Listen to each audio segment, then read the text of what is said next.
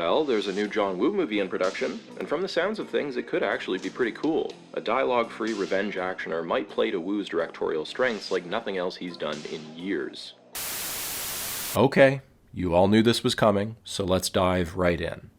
John Woo's craftsmanship is the best thing about Silent Night. His authorship is most keenly felt in stuff like the great opening credits, scene transitions, in the fluid long takes and sweeping camera movements and minor scenes that have the momentum and energy of little set pieces. He constructs these great, seamless flashbacks, and there are a couple of brilliant match cuts too.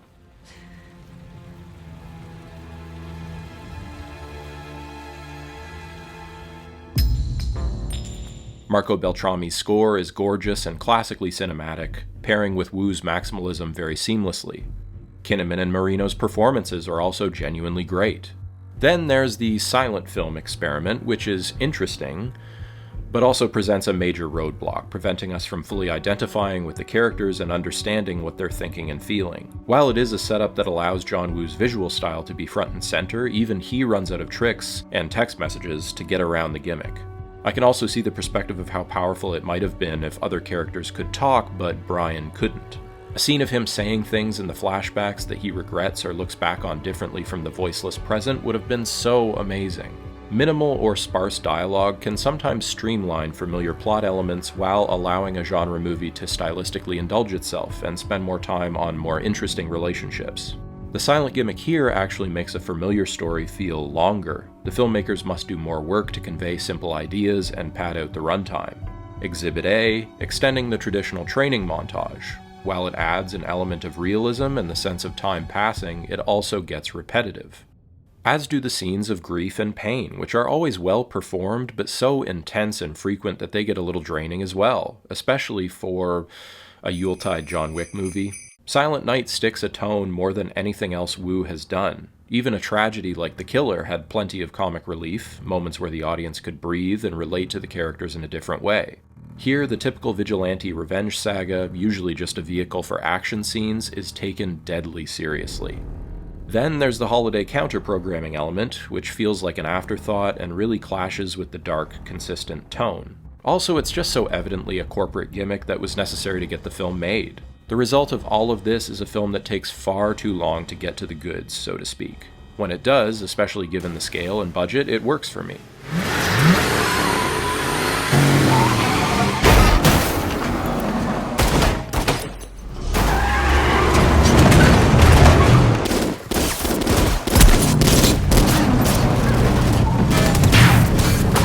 The action is shot and edited with panache. It's imaginative and strong, if smaller scale and I hesitate to say more realistic than you might be expecting. The bookending acts are great. If the midsection had been cut back or some concessions had been made to the no dialogue rule, I think the film would work far better as a whole than it does. And yes, the Latino gang stereotypes are very one-dimensional and out of touch. You've also got Joel Kinnaman scowling comically at lame, light graffiti, a scene where his newly trained ass tries to save a helpless, innocent female cop from a bunch of gang members. I don't know, I guess the film does make it clear that this is a fictional place, inventing a crime-riddled and decomposing city that might as well be Gotham in Texas. I also don't think it ever fully endorses Godlock. His wife leaves him and deals with her grief more healthily through art. His revenge is consistently shown to be ugly and pointless. What is worth remembering is that this is John Woo from Hong Kong trying to find his own experiences and anger hiding from gangs and growing up in the slums in a different context, and it doesn't quite translate. Woo's American projects have always been a tug-of-war between his artistry behind the camera and the very thin, messy scripts he's offered. That continues here. Silent Night is a tricky movie to review and to decide my feelings on, to be honest. It's a very mixed bag, and the exact things that really hold it back from greatness at times make it cool and unique at other times. It is also a film inevitably saddled and defeated perhaps by the audience's expectations for it, both audiences who know John Woo for his Hong Kong work and those who know him for MI2, Face Off, and Hard Target, all decidedly lighter and zanier fare than this.